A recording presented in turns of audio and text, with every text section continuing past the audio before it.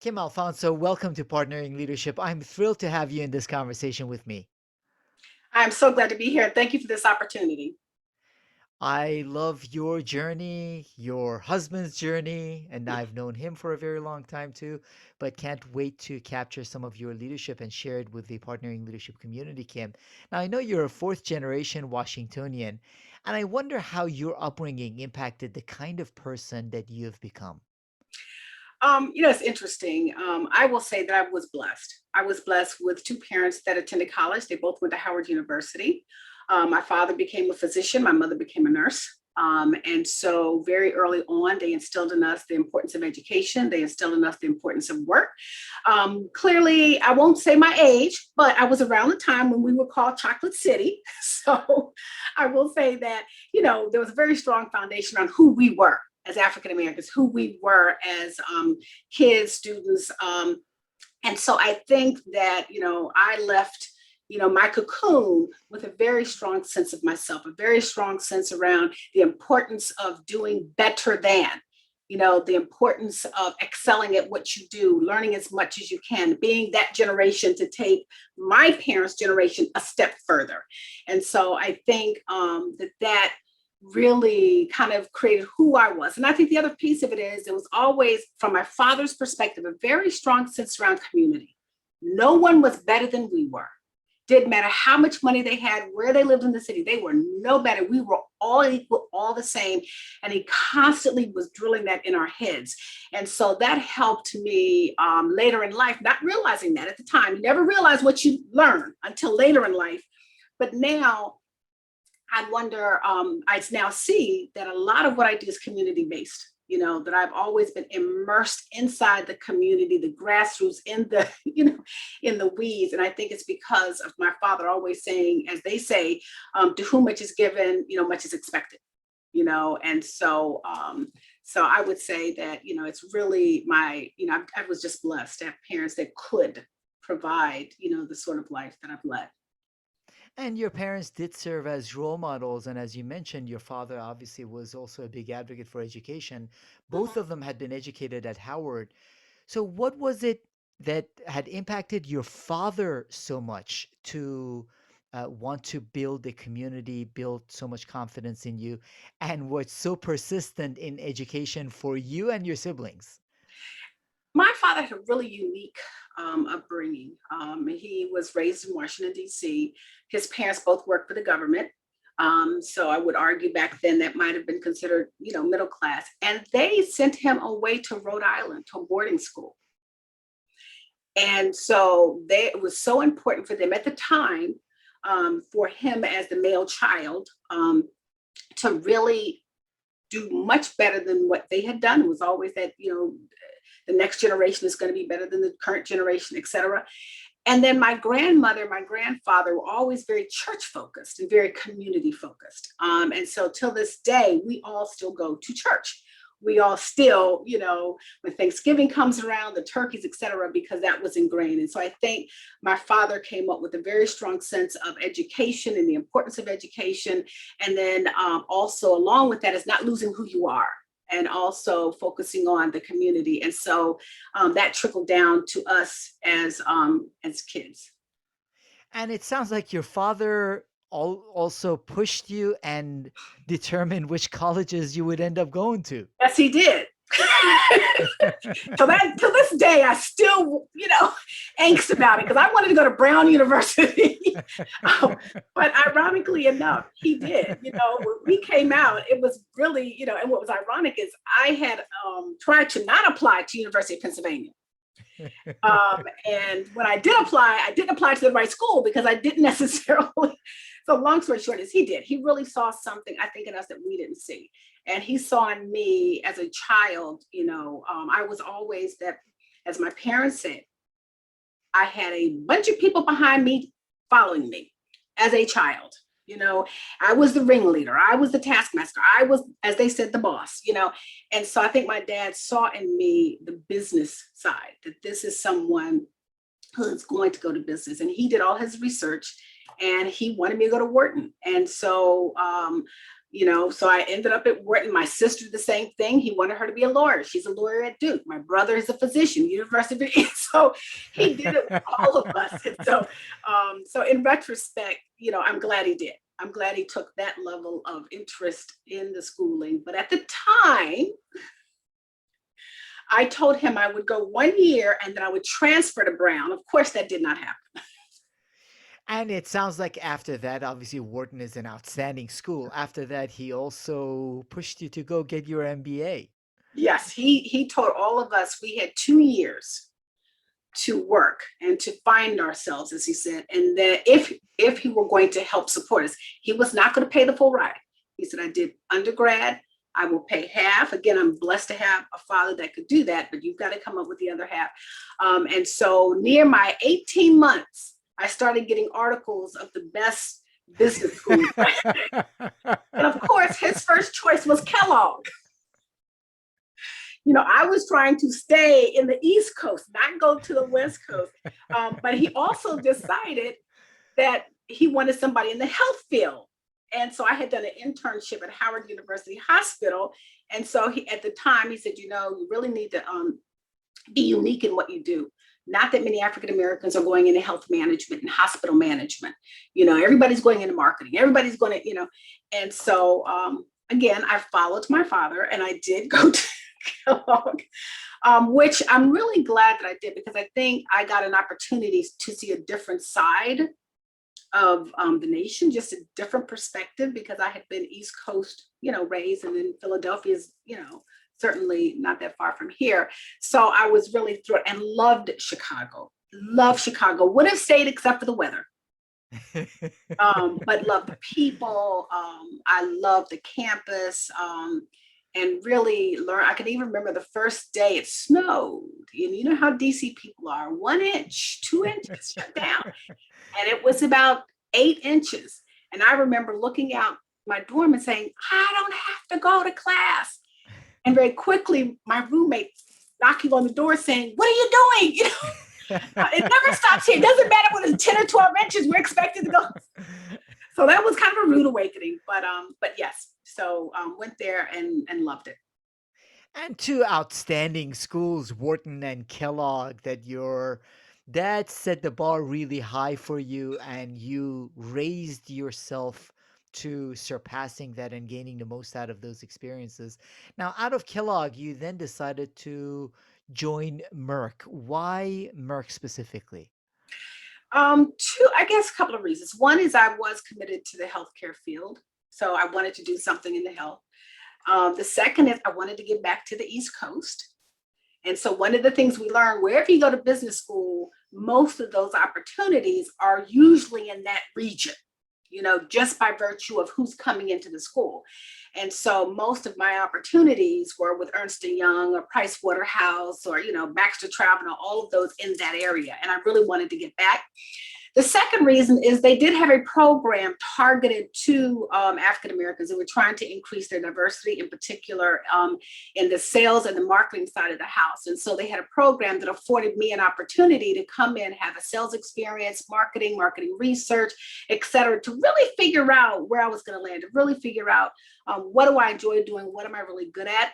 And the third was I happened to have met who was my mentor, Muriel. I can remember her, Muriel, and she and I liked her, and I felt as though this was someone that was going to help me to really become the better version of me, because she was probably 5 years my senior and had already risen very high up in the organization as a Black woman. And so I also felt that said something about Merck at that time, and so that's why I joined Merck. And you had a lot of success while you were at Merck, eventually also becoming the second African American female manager of a mostly white team. How was it while Merck was trying to promote this at the same time? It must have been difficult leading a white team at a time when a lot of people weren't used to having a woman lead them, let alone a woman of color leading them. So and it was challenging. It was challenging, number one, because at the time I was relatively young. The team was predominantly white male and white. And they were older. Most of them were older because back then a lot of people went into the sales field and they stayed there because you could make a lot of money. And so, here I come.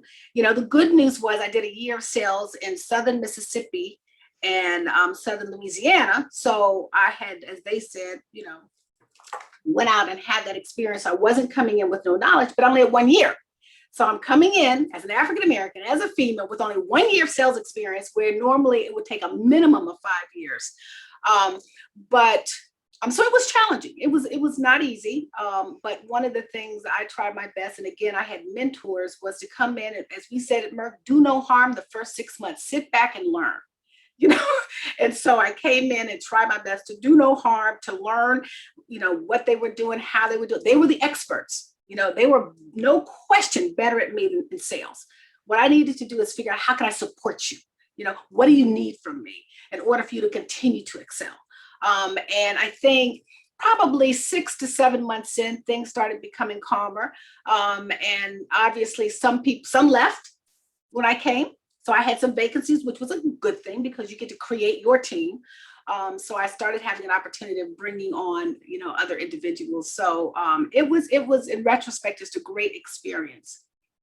And as you were having that great experience at Merck and professional success, then at age 35, you ended up marrying Pedro Alfonso, who is still your dear husband. Yes, yes.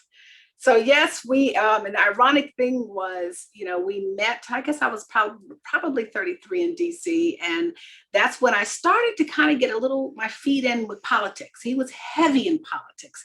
And we met, in fact, the gentleman who was running was a Wharton professor. So I knew him from Wharton. So he happened to be here running for office. And so we both met in kind of the political, and, 2 years later decided, we really want to do this. My parents love him. My father says to me every day, and in fact, on my wedding day, he said to me, the worst thing you all can do is divorce. And the reason he said that was because he so loved Pedro. They're both cancer. So I married my dad.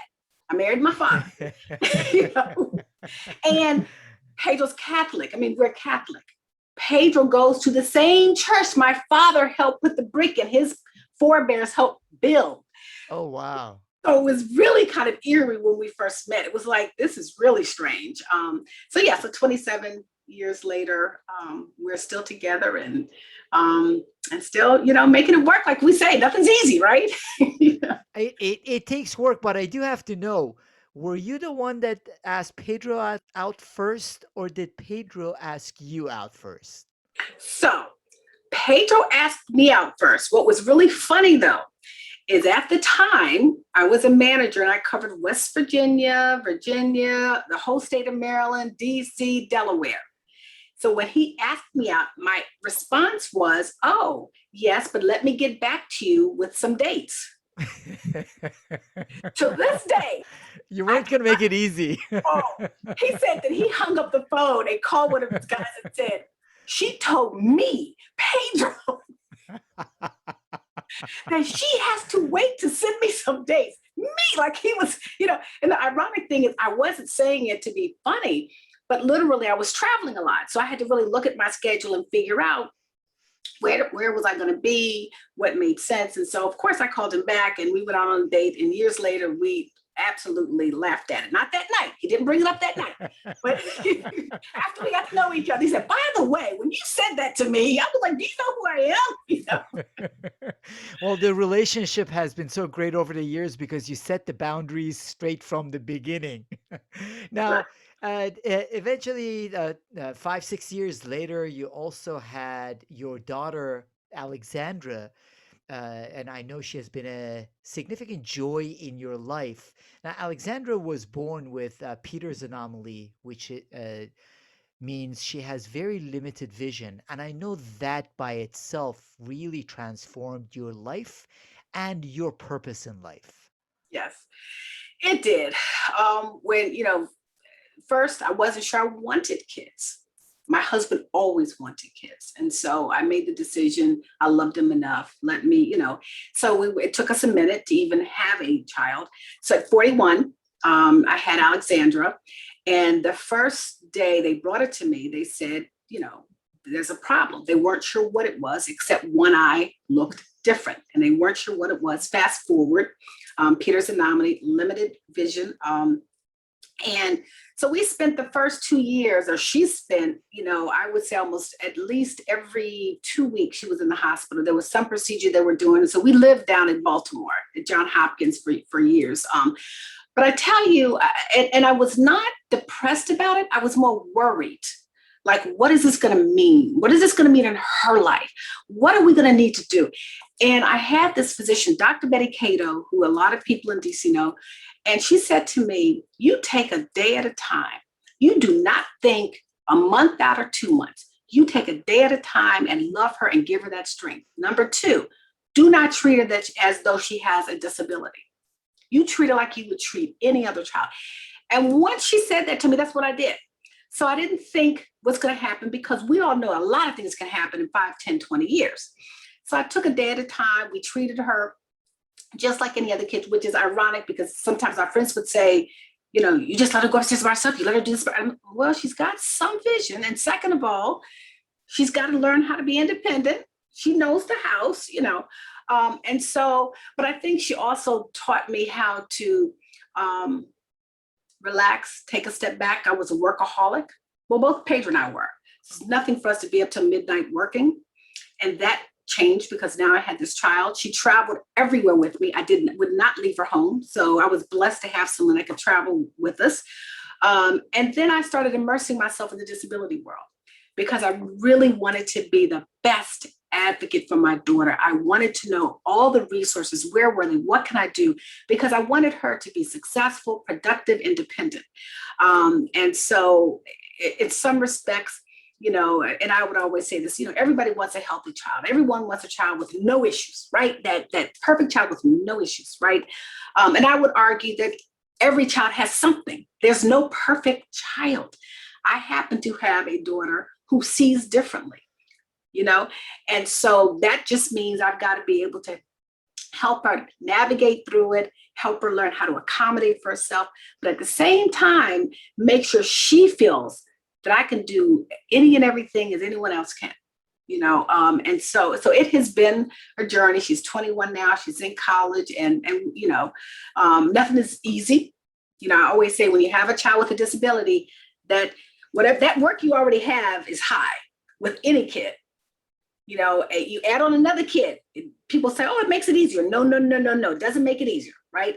It doesn't necessarily double the work, but it's more. So then you add a child with a disability. And yes, that really takes it to another level because, all of the regular things that kids go through, you've got something else sitting here that you've got to, help and make sure their self-esteem, their self-awareness, how people treat them, that they can handle and manage it. Kim, Alexandria seeing differently has made your life richer and more purpose driven.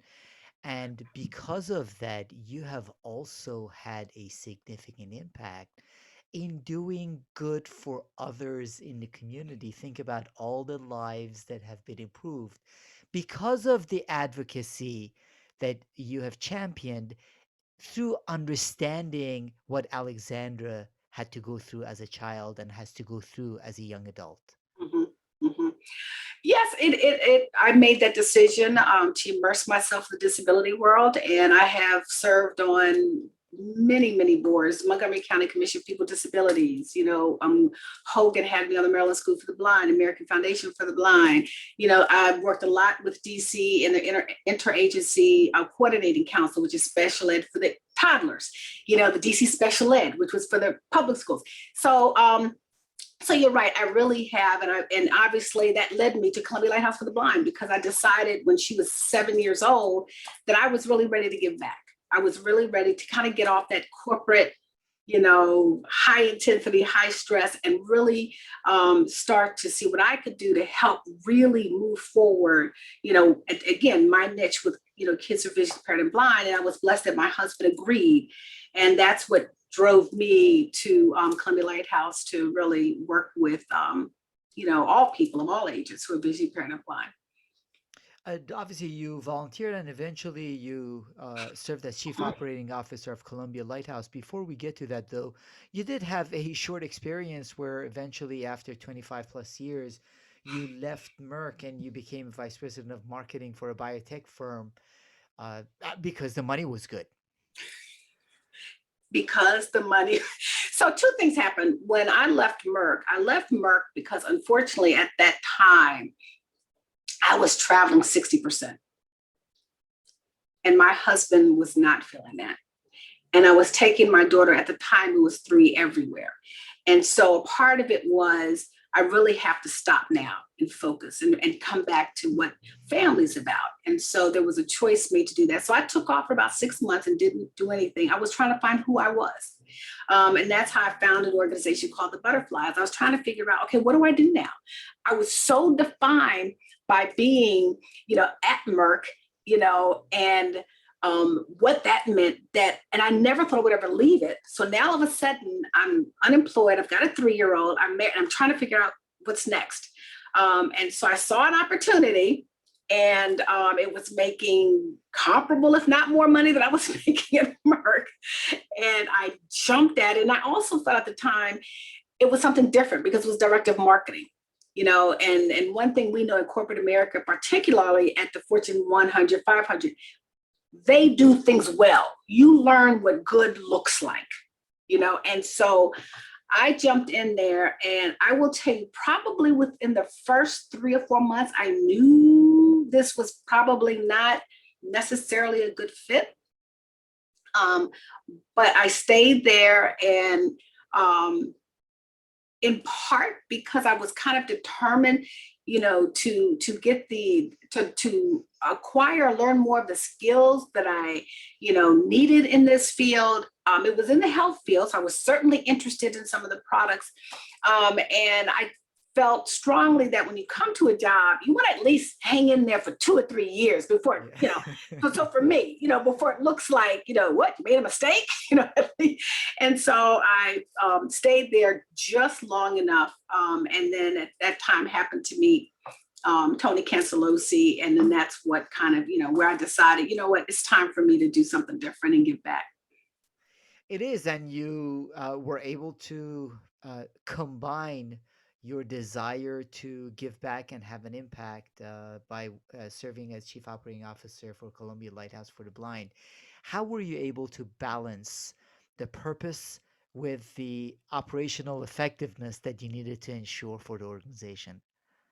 Well, it's interesting. I think when Tony came, it was at a time where there was a need for business. There was a need for someone to come in and recognize that nonprofits are businesses. And nonprofit doesn't mean that you don't generate an income, or you can't generate a positive net income at the end of the year. And so he came in there focusing on the business aspect. And so when I came in with my business background, now I will say initially I came in, really the purpose was around business development and fundraising. So when I first came to Columbia Lighthouse, that is what they saw in me, and that's what they wanted. And they created the position for me. And very quickly, Tony started recognizing, wow, she can do she can do more. And so that's how I landed at chief operating officer. But we always put the mission first. Mission is always first, and so you can't lose sight of the mission, why you're there, what's your purpose, who your customers are, but you got to start being business smart. And one of the first things I needed to do is, the old school was you hire everybody and you have all these employees. I came in and said, we've got to change this business model. We can't afford to have all these employees because the work is not there to support all these employees. So I started looking at the different departments and started to say, this business model needs to be consultant. We need to have consultants and contractors here until it builds up to a certain level where it makes no sense.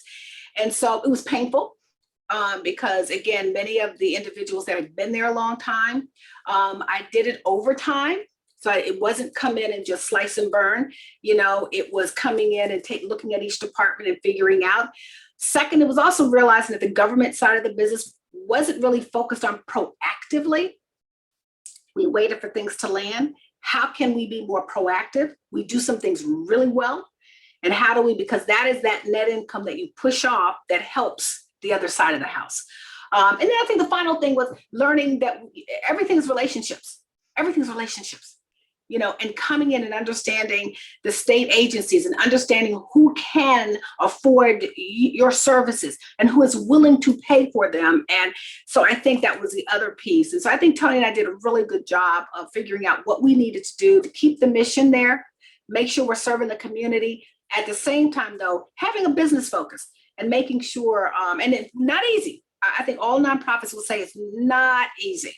You get a huge grant one year and they tell you the next year you're not going to get it. And all of a sudden you're sitting there, but it was a phenomenal experience. It is really hard, and it's important, as you say, to keep that purpose and that mission in mind.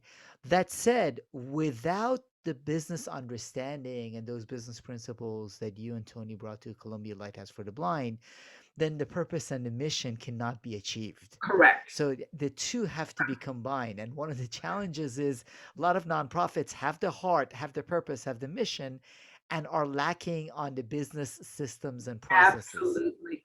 I find myself now, it's not a part of my core business, but because I did it for so many years, I'm helping out a couple of nonprofits now.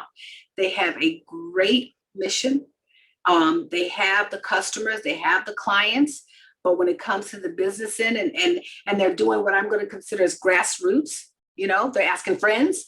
You can't really build an organization asking friends and hoping I can get 1,000 here and 2,000 there. And so I'm working with them, selectively, to help them out and understand the business aspect and the importance of the business aspect. And that's wonderful, which is why after about 10 years, you decided to start Results One, uh, which focuses on training and IT. Why decide to start your own business at a later stage in your career? I think a couple of things. I've always played with business, wanting to be, but I'm risk averse. I'm old school. I grew up where, they rented your behavior and they gave you a paycheck and, and so, but probably the last 5 or 6 or 7 years, I've been playing with different things in terms of other side businesses. And then I'll be honest, one day I woke up and I wanted to control my life. I wanted to start enjoying. I wanted to start controlling what I do and when I do it and how I do it. I think the other thing is, at some point, especially when you're managing people, as much as I loved my staff, I was ready not to manage people. I was kind of not to worry about someone didn't show up because of, and then the third thing is I had a husband who always wanted me to start a business. So I had a husband who would always, and so I had the support, of someone saying yes. And then I think the final thing is I knew I had a network. I knew I had a large network because of everything, I had done. And again, being a native Washingtonian. And so, but I wanted to stay, I wanted it to be something I was passionate about and that I enjoyed, and that I found, I wouldn't say easy to do because you get new customers. And so you got to think through things, but just something that I knew I could do. And so I decided to, and the ironic thing is it was kind of started fortuitously because we were doing sexual harassment training and a good friend of mine said, well, can I do it? We had used the same person for years. And I said, yes, why don't you do it? And she did it. And Tony and I looked at each other and said, she's really good. And at that time, I'd already started a business plan. And so I looked at her and I said, do you want to go into business with me? I can sell what you do really well, because I'm a BD person, And so long story short, probably 6 months later, January 2018, we started Results One. And as you said, we basically work with organizations to help them create an environment that embodies dignity, respect, accessibility, and inclusion. And so we do it in three ways. One is the training, diversity, equity, inclusion, facilitating focus groups. We do conflict resolution, emotional intelligence, disability sensitivity, and awareness on one side. We do mediation services. And then also on my side, digital accessibility testing. So we work to make sure websites, mobile apps, PDFs are accessible to people with disability. And that's my passion because I have seen what my daughter and what young adults and kids go through when they cannot access their materials the way sighted individuals can. And so it's a passion of mine because, as I always say to people, it is the law. But from Title 388, it is the law. But a lot of people don't really understand that it is the law, don't really understand how to achieve it, and maybe not have had anyone complain, right? So it didn't exist. And so I love what I do. I love what I do. So, Kim, how has the pandemic impacted both your business at Results One? How has it changed as a result of the pandemic? And how has the pandemic impacted people with disabilities, being that you are both an advocate and very familiar with what's happening with the community? So with my business, our business started, we started 2018, but we didn't start rolling until January of 2019. And so 2019 was our year of really creating relationships. So when we came into 2020, we had a significant portfolio of contracts to be delivered between March and August. They went to zero very quickly. And so of course, on one hand, we were just really upset because we had really put a lot of time, energy, and effort. And so, like many businesses, we suffered because no one was focused on training. Right? They were focused on COVID related issues and what are we going to do with staff? And we got to make sure the computers work and the Zoom, so no one was focused. And so I started kind of turning a little bit more on the digital accessibility side because, again, at the same time this was happening, the internet, the virtual world, everyone was now in game. And so what was happening was people with disabilities were being left behind. The lawsuits increased 300% because now everyone was sitting here looking at a Zoom, looking at platforms. You need to order online, bank online, groceries online. I mean, everything that we take for granted, now is being done online. And so we just pivoted and we focused more on that side of the business until we started hearing, businesses say, well, we're going to be here a minute. So we're still going to need to do training. We got to do something to, and then I'll be honest, the George Floyd, when that hit, our business really then started picking up on the DEI side. So we had to pivot like most businesses had to do. We had to tighten down. We had to, forego some of the, monthly expenses we had. And so we were lucky. We weren't hurt as most. We certainly did the PPP. We did the EIDL, in order to kind of help us out from a salary perspective. On the other side, I think, and I can even speak through my daughter's lens and through my personal friend's lens, it was difficult. It was very difficult because, as I say to people, my daughter went online to look and see where the COVID testing sites were. She couldn't see. She couldn't, she's online. Her screen reader was not reading that because it was not properly scripted. So it was not reading that, So I think, the second thing is, we used to send people, we have a lot of grocery shoppers from Columbia Lighthouse. They will go in and read individuals' mail. They will take them grocery shopping. They will take them out. Well, that stopped. So now how are they all of a sudden supposed to know how to, get those services? And so we very quickly, because I was still at COB as a virtual COO, we had to very quickly figure out, we've got to now, pull some courses together to educate them on Zoom and the platforms and educate them how to, use an Uber Eats or an Instacart, et cetera, because the world changed so drastically. So I think it was a big struggle. I could go on and on and on, but I think that in some respects, I felt that they were being left behind. And I felt that we didn't necessarily do all the things that we needed to do for people with disabilities, given the pandemic. But again, we were also learning a whole new normal, with COVID. It is. We are learning, and you are continuing to be a big advocate. At the same time, you also have supported the starting of Greater Washington Black Chamber of Commerce that you serve on the board of. What is the purpose of that organization, and what do you hope the Greater Washington Black Chamber of Commerce can bring to this regional business community? We are really supporting the growth of Black businesses. So, what we want to do is provide all resources, education programs to really help our Black businesses grow. It's even much more important now because you hear numbers of 30 to 40%. We're going to see a loss in small businesses, period. I would argue Black owned businesses is probably upwards of 50%. And so, what we're hoping to do is to really help to curb that. And so to provide them with the resources, a good example is many of them, as we all know, did not avail themselves of PPP for a lot of reasons. And so immediately we came in and we started hosting programs to help educate them on what they needed to do, particularly since when the second time came around, they could be ready because they missed the first. A lot of us missed the first. I missed the first. So a lot of us missed out on the first. So that's what we really want to do. We want to make sure they're engaged. And we know a part of your success and business success, and I always say this to people, is networking. It's networking. And you can network in a lot of different ways. And so we want to bring them together. We want to give them opportunities for networking, educate them, help them figure out how do they become a CBE in DC, which is so critically important. If you're not a CBE, what do you need to do? How can we help you?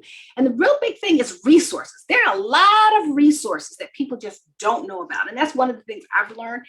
There's a lot of free resources. There's free business counseling. There's free, that a lot of our businesses don't know about. So part of it is also making sure they know about those resources and avail themselves. So overall, we want to see a growth, and we certainly don't want to curb whatever's going to happen as a result of the pandemic, but we really want to support the growth of Black-owned businesses. And that will contribute to the entire region growing and Absolutely. doing well, which is Absolutely. wonderful to see. Now, you're still very young and you've just started your business a couple of years back, Kim. But if you were to reflect back and give advice to the younger MBA Kim as she had graduated and or younger leaders as they are hoping to grow and be as impactful as you have been, what advice would you give? I would say, looking back on my career, and if I were to say, what could I have done to maybe become a better leader quicker? Or I would say, number one, mentors. I didn't really have a lot of mentors coming up, but you have to seek them out also. It's not just they come to you. Sometimes you're lucky, and I did have one, at Merck, and probably is the reason I became a senior. But other than that, I really didn't. And so in retrospect, I would say that's one thing is to try to look in that organization and find a mentor. They don't always have to look like you, and sometimes they may not look like you, but to really be proactive about that and not wait. I think the second is to always be prepared. Always be prepared because you never know what's going to come at you. And I think the third thing, particularly if you're in corporate America, get engaged, get involved. A lot of times, I'm saying we, get in organizations and you go to work and you go home. Go to work and you go home. No, you go to work, you join some of those committees and clubs, you do some of the things that everyone does and every corporation has it, and you get engaged. Why? Because that's how you network and meet, because you never know who's going to help you going up. You never know. So I would say that's the other thing. And then I would say work hard. Just work hard. You cannot afford to be lazy because there's somebody else out there working that much harder than you are. And so I think, and do more than what people expect of you. That's how you're going to excel. And then again, I would also avail yourselves, and I never did this, avail yourselves of programs that are out that can help you become a better leader. I didn't really take advantage of what Merck had to offer. I looked at Merck a little bit too much as a job. Like I come in and do a job. I was smart enough to do some of the right things that helped me get to where I was. But I was also at a point where they were looking for us and they wanted to push us. I'm not saying that's where we are right now. And so, you really have to do your due diligence. And looking for those opportunities for development is absolutely critical as people grow in their leadership in their careers. Now, also, you already mentioned mentors are really important, networking is really important. Are there any other leadership resources or anything else with respect to leadership that you think is critical for people to consider in order to improve their skills and impact? I would think really take advantage of the leadership programs in your area. I will say programs like Leadership Greater Washington, I did Senior Leadership Montgomery. Those kinds of programs are great. And I think, sometimes you feel like, I'm already a good leader. I don't need to get better. I always say you can always get better. I'm one of those, I'm always learning. Take advantage of organizations that have leadership programs. There, you'd be surprised. One night I typed in women's leadership programs in DC. I never knew the Washington Women's Leadership Initiative existed. And I joined again, another networking opportunity, another opportunity to gain on, improve my leadership skills in terms of what I'm learning and what I'm coming at. So I think so for me, that is what I tended to do, was to really, and then I think the other thing is, again, mentors can help you become better leaders. And sometimes those mentors can see things in you that you don't see to help you be that much better. And so I've had one who I just love dearly, Rosie Allen Herring. She's a part of why I'm a business owner. And she will tell you, for 3 or 4 years before I started, she would tell me, I don't want to hear it anymore. I Good just for want you to her. do it. And she would literally call me up. Now's the time. And so you need someone sometimes, especially when I was tepid, to really say to you, I know you can do it. I see it in you. You got this. So I think you're never too old to have mentors. And so I would say, to me, that's what I feel that has helped me. And I think the other thing is observing and learning, right? You sit in meetings and you watch people and you watch how they interact. You watch how they hold themselves, what they say, how do they handle a difficult situation. And you say, you know what? The next time this happens, that's great. And I think that's the other thing is I will tell somebody, I'm copying what you did at the meeting.